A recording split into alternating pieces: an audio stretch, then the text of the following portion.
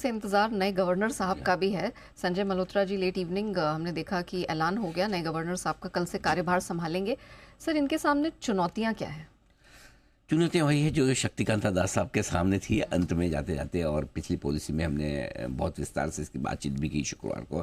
देखिए, सबसे बड़ी चुनौती तो है महंगाई को काबू में करना, क्योंकि आरबीआई के लिए सबसे पहला और सबसे बड़ा मैंडेट महंगाई को काबू में लाने का होता है। 6.2% की महंगाई हमारे लिए काफ़ी ज़्यादा है।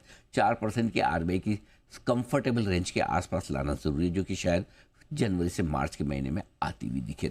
दूसरी चीज़ है ग्रोथ को लेकर लंबे समय बाद पहली बार आरबीआई को चिंता हुई है, और देश को भी, कि 5.4% की ग्रोथ हम वो नहीं चाहते हैं।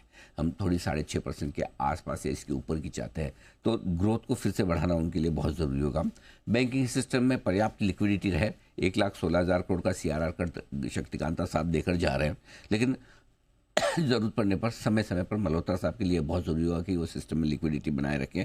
और आखिरी चुनौती जो होगी उनके लिए चार में से, वो ये कि ब्याज दरों में कब और कितनी कटौती करनी है, शुरुआत कब से करें। पहली मीटिंग फरवरी से शुरू कर दें या थोड़ा सेटल होने में वक्त लगाए।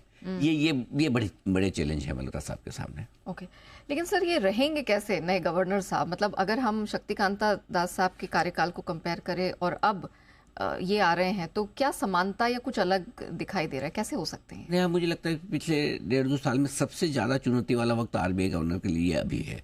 और ऐसे में शायद संजय मल्होत्रा साहब से बेहतर चॉइस नहीं हो सकती थी आरबीआई गवर्नर के लिए। वो एकदम सूटेड हैं, क्योंकि एक तो क्या है कि शक्तिकांता दास साहब की तरह वो भी वित्त मंत्रालय से आते हैं।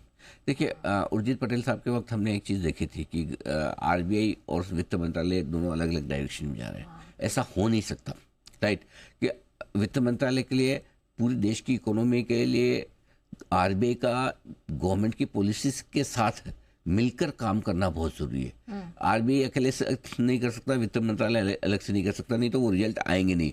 सो ऐसे में जो बैकग्राउंड है उनका, शक्तिकांता दास साहब भी वहीं से आए थे, ये भी वहीं से आए। तो सबसे बढ़िया चीज़ क्या है कि वो मौजूदा पॉलिसी को आगे बढ़ाने का काम करेंगे, पहली चीज़। दूसरी चीज़, आपको ऐसा गवर्नर चाहिए जिसको बैंकिंग सिस्टम की भी अच्छी नॉलेज हो और इकोनॉमी पर भी पकड़ो।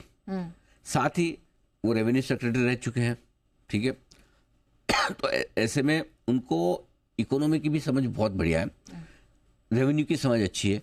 तो ग्रोथ और महंगाई के बीच में जो एक बैलेंस बनाने का काम है वो कर सकते हैं, क्योंकि इसके लिए आपको एक बैंकर भी चाहिए और एक इकोनॉमी की समझ वाला भी चाहिए, और साथ ही उनका रेवेन्यू वाला जो बैकग्राउंड है वो भी काफ़ी काम आएगा। फाइनेंशियल सर्विसेज का भी उनका गहरा अनुभव है। सो आई थिंक मेरे ख्याल से वो ये बैलेंस बना पाएंगे, क्योंकि आरबीआई का बैकग्राउंड, फाइनेंस मिनिस्ट्री का उनका बैकग्राउंड है। तो इस बात की भी पूरी संभावना है। देखिए, फाइनेंस मिनिस्ट्री हमेशा ये चाहती है कि ग्रोथ बनी रहे, आरबीआई हमेशा ये चाहेगा कि महंगाई काबू में रहे।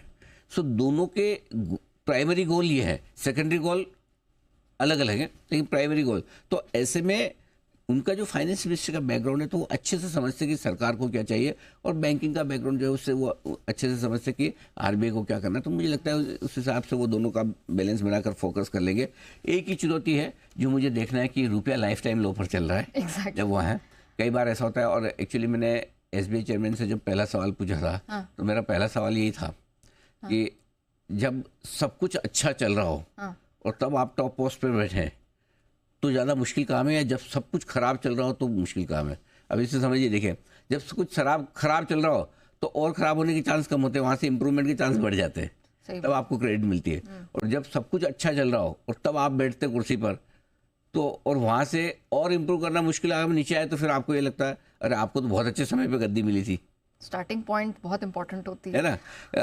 कई बार आपको लग सकता है मैं बड़े आराम वाली सिचुएशन में जा रहा हूँ। तो मेरे ख्याल से गवर्नर साहब जब आ रहे हैं, 3-4 चुनौतियां जो सामने हैं, वो चुनौतियों से निपट कर एक बहुत अच्छे गवर्नर साबित होंगे, ऐसा मेरा मानना है। तो ये सही समय पे सही नियुक्ति हुई है, बाजार इसका स्वागत करेगा।